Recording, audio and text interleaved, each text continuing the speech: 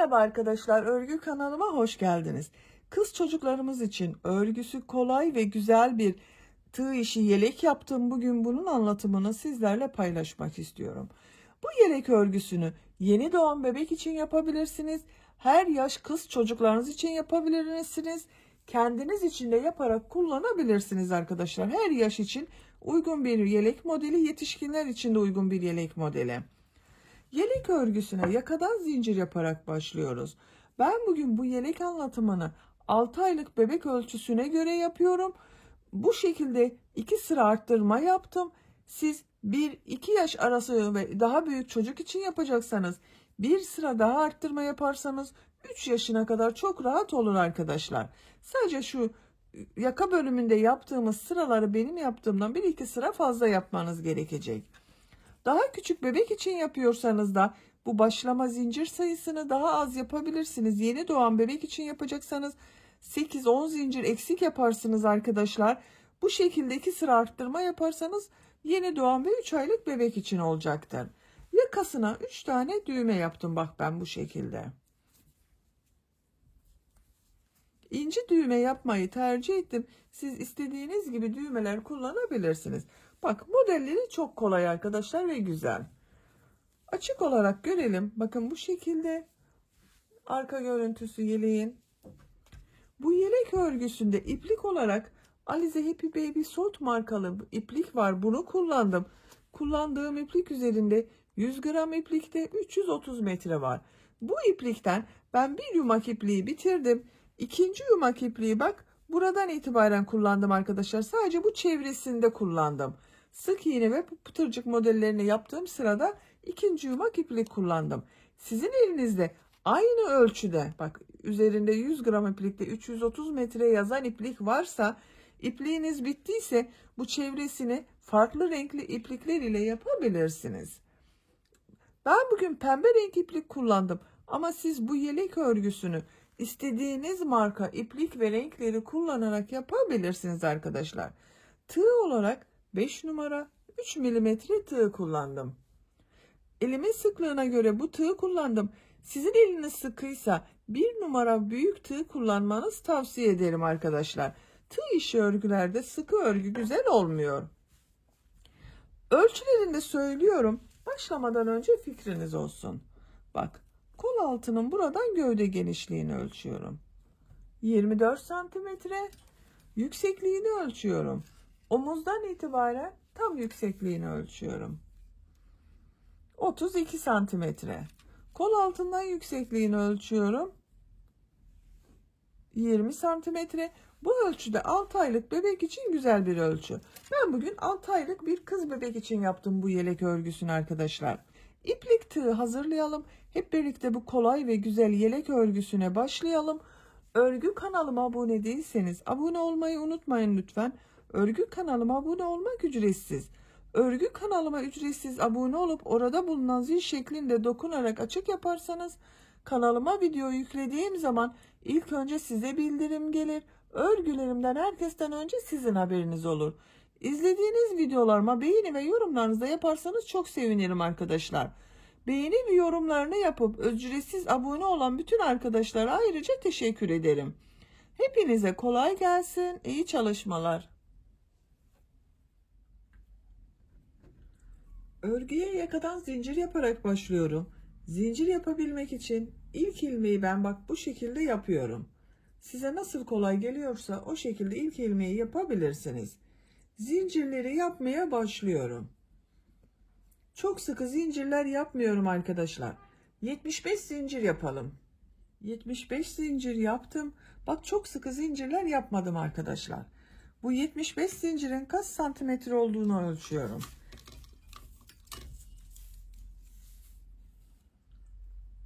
30 santimetre zincir uzunluğu var. Benim elimin sıklığına, iplik kalınlığına göre 75 zincir 30 santimetre geldi arkadaşlar. 30 santimetre için sizin elinizin sıklığına göre daha az veya daha çok sayıda zincir yapmanız gerekebilir. El sıklığına göre bu zincir sayısı değişecektir. Bu sırada trabzanlar yapıyorum. Bir sıra trabzan sırası yapıyorum. Tığ üzerine iplik alıyorum. 3 ilmek atlıyorum. 1, 2, 3, Dördüncü ilmek içine trabzan yapıyorum. Bu ilk ilmek de bak 3 ilmek atlayarak yaptığım bir trabzan var. Bu bir oldu bak arkadaşlar. Bununla birlikte trabzanlar yapıyoruz. Her zincir üzerine bir trabzan yapıyorum. Bu şekilde. Zincirler üzerine trabzan yaparak sıra sonuna kadar devam edelim. Zincirler üzerine trabzan yaparak bak sıra sonuna kadar tamamladım. Bir sırada benim 72 trabzan var arkadaşlar. Bu bir sıra üzerinde 72 trabzan var. İkinci sıradayım. İkinci sırada arttırmalara başlıyorum. Bir zincir yapıyorum. Örgüyü çeviriyorum. İlk ilmek üzerine trabzan yapıyorum. Arttırmaları 2 tek 1 çift 2 tek 1 çift olarak yapıyoruz. 2 ilmek üzerine bak trabzan yapıyorum. 2 trabzan yaptım. Tığ üzerine iplik alıyorum. Bak bu 3. ilmek üzerine 2 trabzan yapıyorum. Arttırma trabzanı yapıyorum. Bak aynı ilmek içine arttırma trabzanı yapıyorum bunu. 2 ilmeğe trabzan yapıyorum.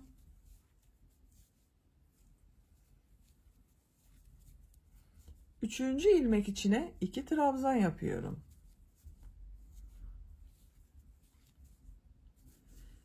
İki ilmek içine birer defa trabzan yapıyorum. Üçüncü ilmeğe 2 trabzan yapıyorum. Bak bu şekilde oluyor. Sıra sonuna kadar devam edelim. Sıra sonuna kadar tamamladım. Bir çift 2 tek, bir çift 2 tek trabzanlar yaptım. Bak sıra sonunda 1 2 3 trabzan oldu arkadaşlar.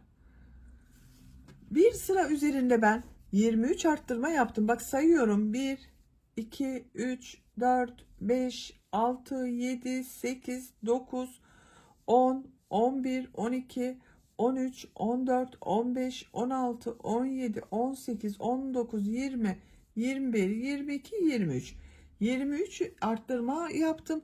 Bir sıra üzerinde 95 trabzan var. Üçüncü sıradayım. Üçüncü sırada yine bir çift 2 tek, bir çift 2 tek trabzan yapıyorum. Bir zincir yapıyorum. Örgüyü çeviriyorum.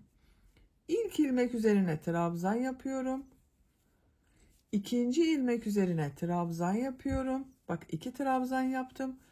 Üçüncü ilmek üzerine 2 trabzan yapıyorum. 1 2. Bak aynı ilmeğe 2 trabzan yaptım. 2 ilmek üzerine birer defa trabzan yapıyorum.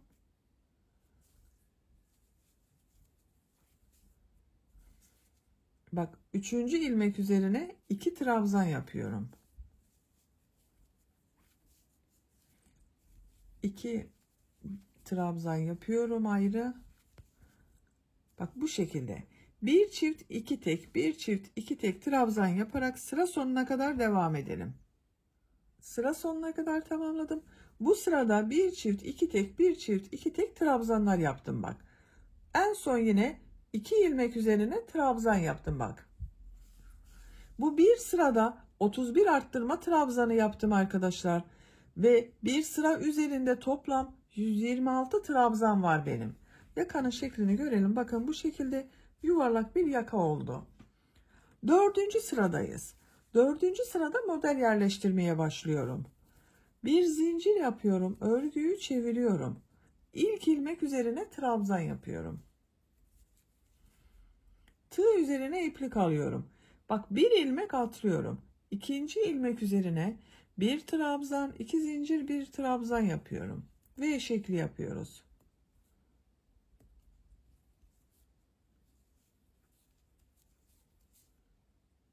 Bak bir trabzan, 2 zincir, bir trabzan yaptım. Tığ üzerine iplik alıyorum. 2 ilmek atlıyorum. Üçüncü ilmeğe 5 trabzan yapıyorum.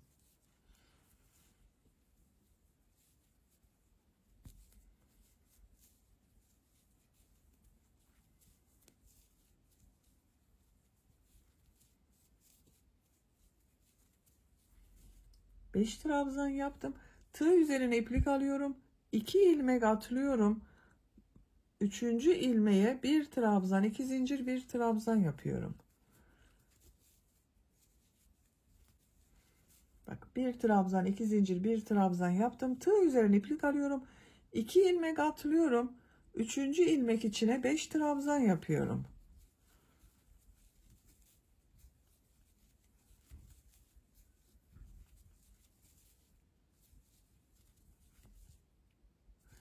Tığ üzerine iplik alıyorum. 2 ilmek atlıyorum. Üçüncü ilmek içine bir trabzan, 2 zincir, bir trabzan yapıyorum. V şekli yapıyorum bak.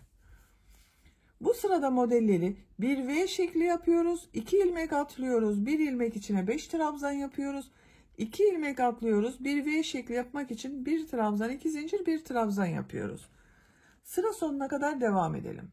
Sıra sonuna kadar tamamladım. Son olarak bak, buraya bir V şekli yaptım. Bir trabzan, 2 zincir, bir trabzan. Tığ üzerine iplik alıyorum. 3 ilmek var bak bende. Sizde 2 ilmek de kalmış olabilir arkadaşlar. Son ilmeğe trabzan yapıyoruz. Burada 1 atlayabilirsiniz, 2 atlayabilirsiniz. Son ilmek üzerine trabzan yapıyorum. Bak, sıra başında V şekliyle başladım. Sıra sonunda da V şekliyle bitirdim. Yakanın şeklini görelim. Bakın böyle oldu. Modelleri yerleştirdik. Bu sırada bu V şeklinin üzerine 5 trabzan yapacağız. Bu 5 trabzan yaptığım bak, modelin ortada bulunan ilmek üzerine V şekli yapacağız. Bir zincir yapıyorum. Örgüyü çeviriyorum. Bu ilk trabzan ve son trabzan devam edecek arkadaşlar. İlk ilmek üzerine trabzan yapıyorum. Tığ üzerine iplik alıyorum. Bu bak, V şeklinin içerisine 2 zincir üzerine 5 trabzan yapıyorum. 1 2 3 4 5. Bak, V şeklinin içine 5 trabzanı yaptım. Tığ üzerine iplik alıyorum. Burada bak, 5 trabzan yaptım. 1 2 ilmek atlıyorum. Ortada bulunan ilmek üzerine bir trabzan, 2 zincir, bir trabzan yapıyorum.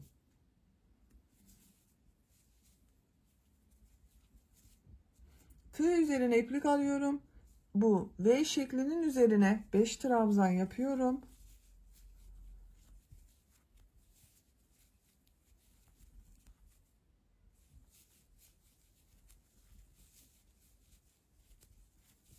Beş trabzanı yaptım. Tığ üzerine iplik alıyorum. Model ortasında bulunan bak bu ilmeğe bir trabzan, 2 zincir, bir trabzan yapıyorum.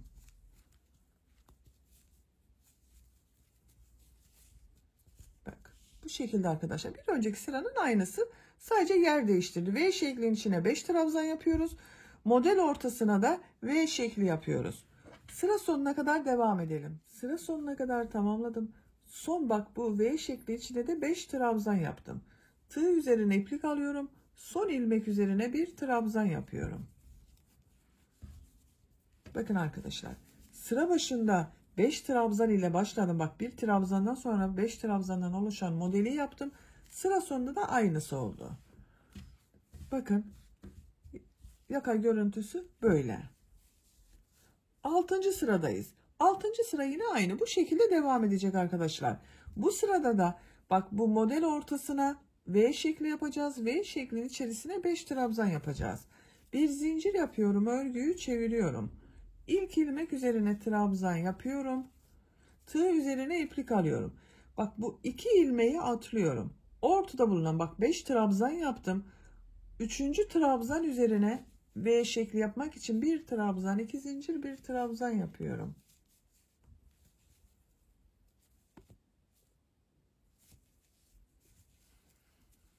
Bir trabzan, 2 zincir, bir trabzan yaptım. V şeklinin içine bak, bu 2 zincir üzerine 5 trabzan yapıyorum.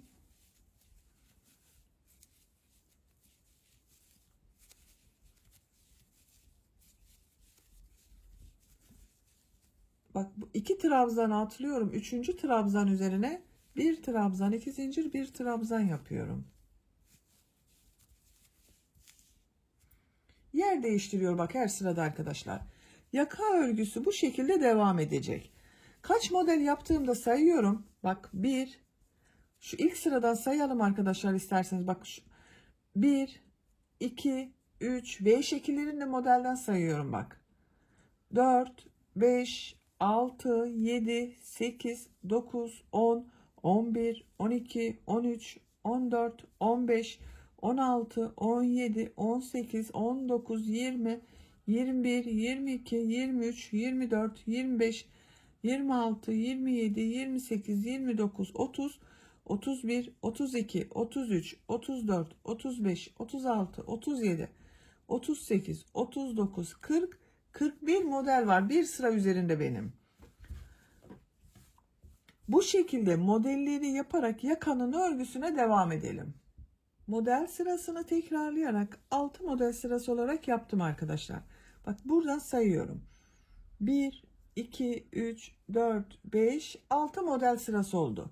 Buraya kadar bak V şekillerin içerisine 5 trabzan yaptık. 5 trabzanın ortasında bulunan ilmek üzerine de V şekli yaptık. Yakanın görüntüsüne bakalım. Bu şekilde oldu. 10. sıradayım. 10. sırada bu 5 trabzanları 7 trabzan olarak yapacağız. Bir zincir yapıyorum. Örgüyü çeviriyorum.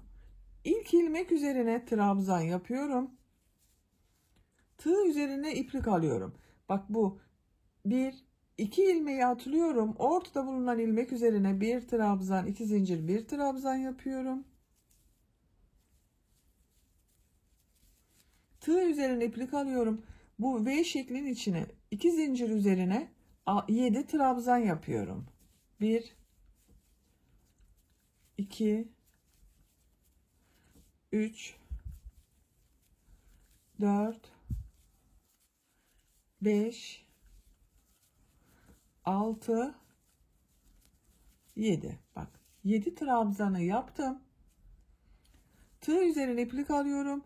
Bak bu 2 trabzan atlıyorum. 3. trabzan üzerine bir trabzan, 2 zincir, bir trabzan yapıyorum.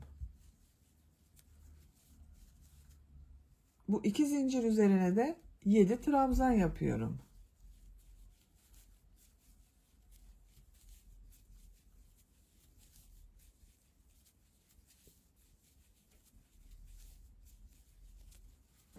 Yedi trabzanı yaptım. Ortada bulunan ilmek üzerine bir trabzan, 2 zincir, bir trabzan yapıyorum. Bak bu sırada 7'şer trabzan yapıyoruz. Sıra sonuna kadar devam edelim. Sıra sonuna kadar tamamladım. Son ilmeğe de trabzan yaptım. Bak yakanın görüntüsü böyle oldu. Bu sırada modelleri 7 trabzan olarak yaptık bak. Benim yapacağım ölçü için bu yükseklik yeterli. 10 sıra yaka yüksekliği yaptım arkadaşlar. Santimetre olarak da ölçüyorum. 10 santimetre yükseklik var. Siz daha büyük çocuk için yapıyorsanız bunu bir sıra daha bu modeller ile devam edebilirsiniz. 7 trabzan B şekli olarak bir sıra daha yaka örgüsü yapabilirsiniz. Ben bu 11. sıradan sonra kol bölümünü gövde bölümünden ayırıyorum. Örgüye gövdenin örgüsüyle devam ediyorum. Bu bir sıra üzerinde 41 model vardı. Kol bölümünü gövde bölümünden ayırmak için işaret yapalım isterseniz. Modelleri sayıyorum. Bak 41 modelden 1, 2, 3, 4, 5, 6 modele işaret yapıyorum. Bak 6 modeli ön bölüm için yaptım. Kol bölümü için 9 model yapıyorum. 1, 2, 3, 4, 5, 6, 7, 8, 9. Bak bu 9. kol. Buradan arka bölümü başlayacağız. Buraya işaret yapıyorum. Bak işaret iğnesi kullanabilirsiniz. Bu şekilde iplikler de tercih edebilirsiniz. Diğer taraftan da sayıyorum bak. Buradan da 6 model sayıyorum. 1, 2, 3, 4, 5, 6. Bu 6.'ya işaret yapıyorum. Kol için 9 model yapmıştım burada. Burada da aynı yapıyorum bak. 1, 2, 3, 4, 5, 6, 7, 8, 9. Bak 10. modele arka bölüm için işaret yapıyorum. Arka bölüm için kaç model olduğunu sayıyorum. Bak şu işaret yaptığım yerlerden. 1, 2, 3, 4, 5, 6, 7, 8, 9, 10. 11 modelde arka bölüm için oldu arkadaşlar. Modeli 7 trabzan olarak devam edeceğiz. Tekrar bir kontrol edelim isterseniz. Bak, ön bölümler için 6'şar model işaret yaptım. Arka bölüm için 11 model işaret yaptım. Kol bölümleri için de 9'ar model. Siz yaptığınız ölçüye göre fazla sayıda yaptıysanız başlangıçta buna göre ayarlama yapabilirsiniz. Bir zincir yapıyorum, örgüyü çeviriyorum. İlk ilmek üzerine trabzan yapıyorum. V şeklinin içine 7 trabzan yapıyorum. Bu işaret yaptığım yere kadar modelleri devam edelim. İşaret yaptığım yere kadar bak 5 modeli yaptım. 1, 2, 3, 4, 5. 6. model bu işaret yaptığım yer arkadaşlar. İşareti çıkarıyorum. Buraya V şekli yapıyorum. Benim V şekli denk geldi. Siz bir sıra fazla gittiyseniz burada model denk gelmiştir arkadaşlar. Bak, V şeklini yaptım. 6 model oldu. Kol altı için bir zincir yapıyorum. Bak, bu kol için ayırdığım 9 modeli atlıyorum. Bak, 1, 2, 3, 4, 5, 6, 7, 8, 9, 10. model. Bak, bu işaret yaptığım modele V şekli yapıyorum. Bak, kol bölümü burada ayrıldı.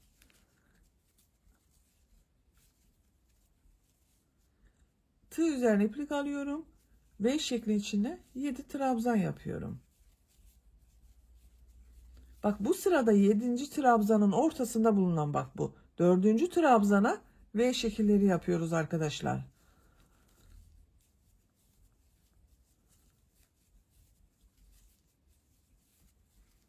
Bak, 7 trabzanı yaptım. Tığ üzerine iplik alıyorum.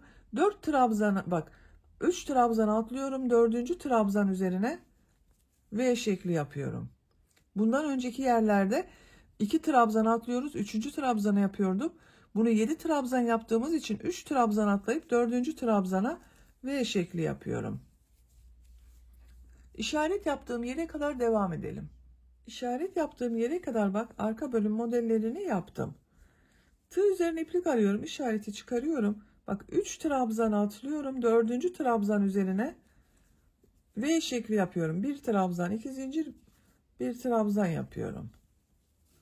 Kol altı için bir zincir yapıyorum. 9 modeli atlıyorum. Bak, bu işaret yaptığım ilmek üzerine 1 trabzan, 2 zincir, 1 trabzan yapıyorum.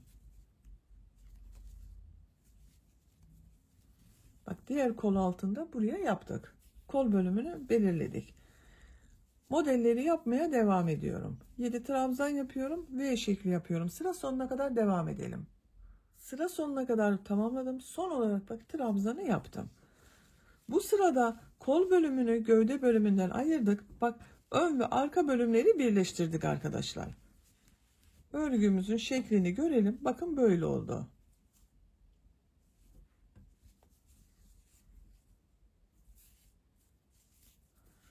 Bir zincir yapıyorum. Örgüyü çeviriyorum. İlk ilmek üzerine trabzan yapıyorum. Tığ üzerine iplik alıyorum. 3 ilmek atlıyorum. 1, 2, 3, 4. ilmek üzerine 1 trabzan, 2 zincir, 1 trabzan yapıyorum. Modellerimizi yapıyoruz. Tığ üzerine iplik alıyorum. Bu V şeklinin içine 7 trabzan yapıyorum. Bu kol altı yaptığımız modele kadar devam edelim. Kol altı yaptığım yere kadar bak, modelleri yaptım. Kaç model yaptığımı tekrar sayıyorum. Bak, başta V şekli yaptım. 1, 2, 3, 4, 5, 6 model oldu. Bak, kol altında bir zincir yaptım. Bu zincirin üzerine 1 trabzan, 2 zincir, 1 trabzan yapıyorum. V şekli yapıyorum. Tığ üzerine iplik alıyorum. Bak, bu bir zincir var burada. Bunun üzerine 1 trabzan, 2 zincir, 1 trabzan yapıyorum. Bu da bir model olacak arkadaşlar. Bir sonraki sırada bunun üzerine de 7 trabzan yapacağız. Bak, burada 7 trabzan ile bitirdim. Arka bölümde 7 trabzanlı model ile başlıyorum. V şeklin içine de 7 trabzan yapıyorum.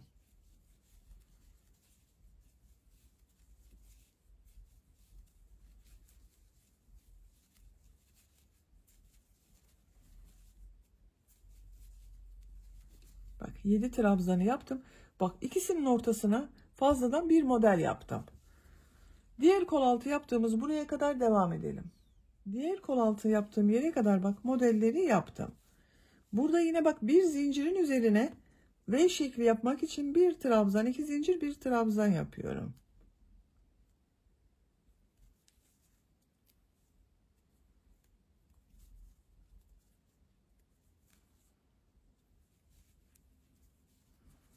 Bak aynı ilmeğe bir trabzan, 2 zincir, bir trabzan yaptım. 7 trabzan yapıyorum V şeklin içine.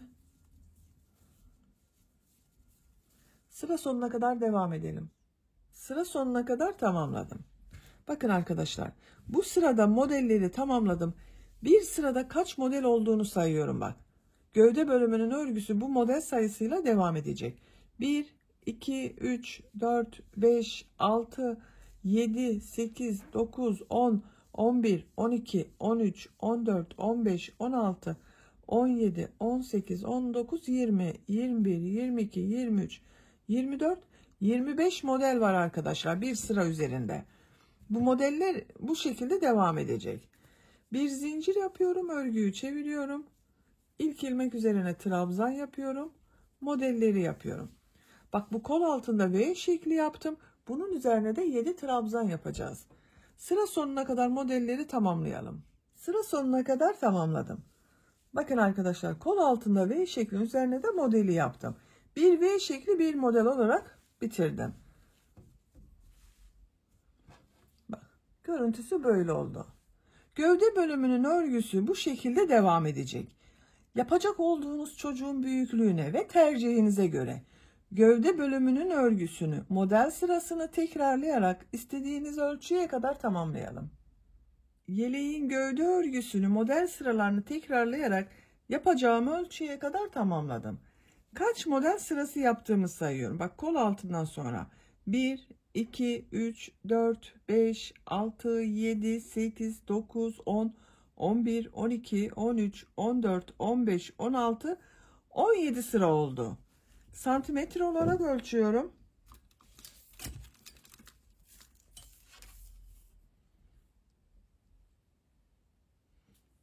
Bak 18 santimetre yükseklik var. Benim yapacağım ölçüye göre bu 18 santimetre yeterli. Siz biraz uzun olsun istiyorsanız bir veya iki model sırası devam edebilirsiniz. Kısa olsun istiyorsanız da bir iki model önceden bırakabilirsiniz arkadaşlar. Bu yükseklik tercihinize göre değişir. Bak görüntüsü böyle oldu.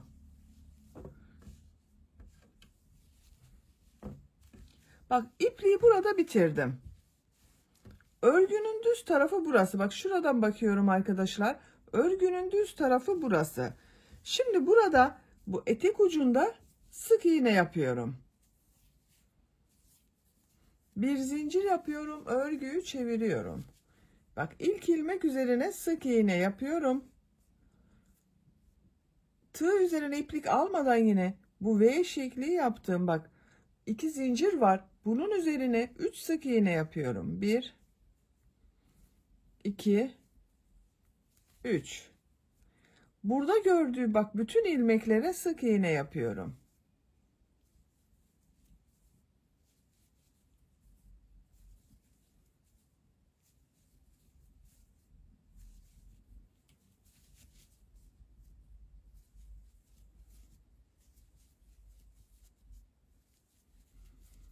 Bu 2 zincir üzerine 3 sık iğne yapıyorum. Diğer ilmeklere birer defa sık iğne yapıyorum. Bak görüntüsü böyle oluyor. Sıra sonuna kadar devam edelim. Sıra sonuna kadar sık iğne yaparak bak tamamladım arkadaşlar. Görüntüsü böyle oldu. Bir yumak iplik bak benim burada bitti. İkinci yumak ipliğe başladım. İkinci yumak iplik ile devam ediyorum. Bu ön patta da pıtırcık modelleri yapıyorum. Bak en son ilmeğe sık iğne yaptım. Bir sık iğne yapıyorum. 2 zincir yapıyorum. Aynı ilmeğe sık iğne yapıyorum. Bir ilmek atlıyorum. İkinci ilmeğe bir sık iğne, 2 zincir, bir sık iğne yapıyorum. Bak bir ilmek atlıyorum. Bunu atlıyorum. Buraya bir sık iğne, 2 zincir, bir sık iğne yapıyorum. Bir ilmek atlıyorum. Bu ilmeğe bir sık iğne, 2 zincir, bir sık iğne yapıyorum.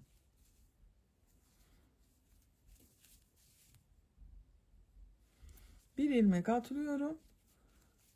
Bir sık iğne, 2 zincir, bir sık iğne yapıyorum. Bak bu şekilde pıtırcık modelleri yapıyorum. Buraya bu şekilde devam edeceğiz. Buraya arkadaşlar ben düğme iliği yapmak istiyorum. Şuraya kadar bak. Pıtırcık modelleri yaparak devam edelim. Buraya kadar bak pıtırcık modellerini yaptım. Burası arkadaşlar bak bu kol kesimi yaptığım sıra var. Modelleri takip ederseniz daha iyi olur. Bak buraya ilk düğme iliğini yapıyorum. 3 düğme iliği yapıyorum ben. Birisini buraya, bir diğerini yaka başlangıcına, bir diğerinde o tam ortasına. Bak bir ilmek atlıyorum. Bu ilmeğe bir sık iğne yapıyorum. Düğme iliği için zincir yapıyorum. 5 zincir yapıyorum ben.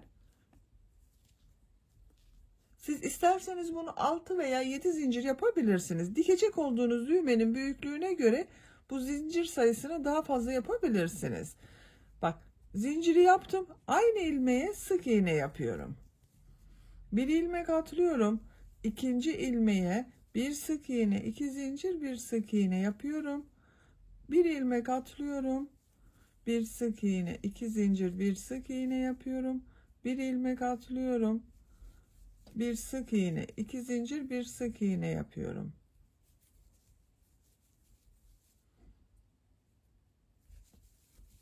Bakıyorum. Diğer düğme iliğinde bak buraya yapıyorum. 1, 2, 3 pıtırcık modeli yaptım. 5 zincir yapıyorum düğme iliği için. Aynı ilmeğe sık iğne yapıyorum. Bir ilmek atlıyorum. Bir sık iğne, 2 zincir, bir sık iğne yapıyorum.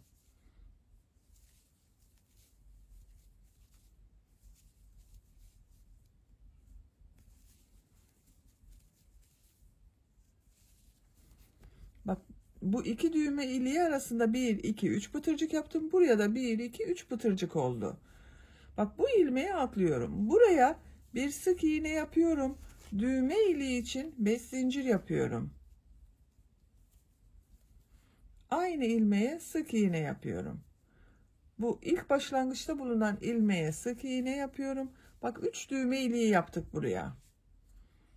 Yakanın çevresinde sık iğne yapıyorum. Bak her ilmeğe bir sık iğne yapıyorum. Bu yaka başlangıcında örgüye başladığımız iplik ucunda sık iğnenin içerisinde kaybediyorum.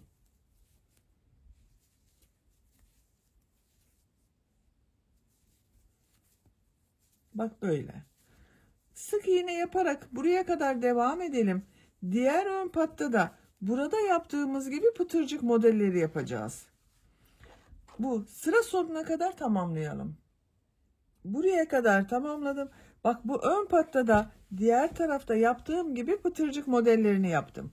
Buraya düğme iliği yapmadım arkadaşlar. Bak yakanın çevresinde sık iğne yaptım. Buraya pıtırcık modelleri yaptım. Bu en son yaptığım ilmek ile burada yaptığım bak bu ilk ilmeği ilmek kaydırma yaparak sırayı birleştiriyorum. İpliği kesiyorum.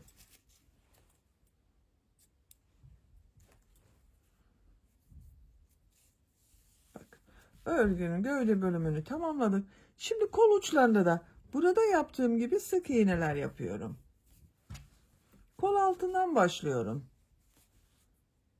Herhangi bir ilmekten başlayabilirsiniz arkadaşlar. Şu şekilde bir ilmek yapıyorum.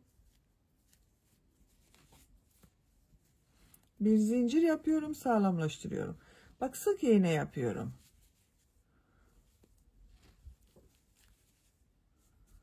Gördüğüm bütün ilmeklere sık iğne yapıyorum.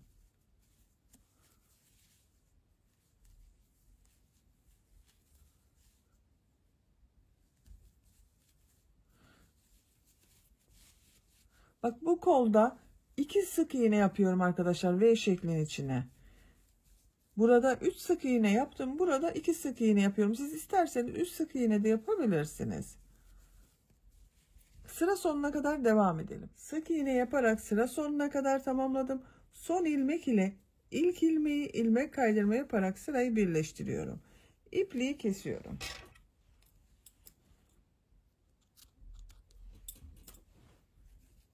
Bak, kol çevresinde de bir sıra sık iğne yaptım. Görüntüsü böyle oldu arkadaşlar. Bak daha düzgün göründü. Diğer kolun örgüsünde ben yaptım. Bak bu şekilde oldu. Bakın düğmelerini de diktim ben buraya. 3 düğme iliği yaptım. Bunun tam karşılarına gelen yere düğmelerini diktim. Şu şekilde takıyorum.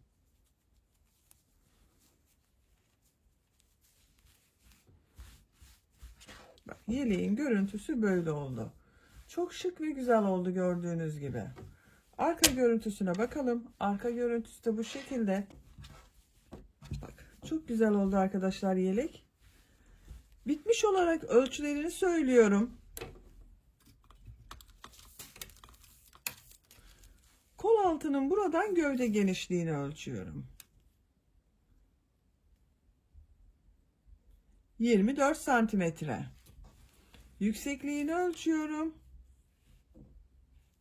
Bak kol altından yükseklik 20 santimetre. Omuzdan itibaren tam yüksekliğini ölçüyorum. 32 santimetre. Bu ölçüde 6 aylık bebek için güzel bir ölçü oldu. Ben bugün bu yelek anlatımını 6 aylık bebek için yaptım. Bak, ikinci yumak iplikten çok az kullandım arkadaşlar.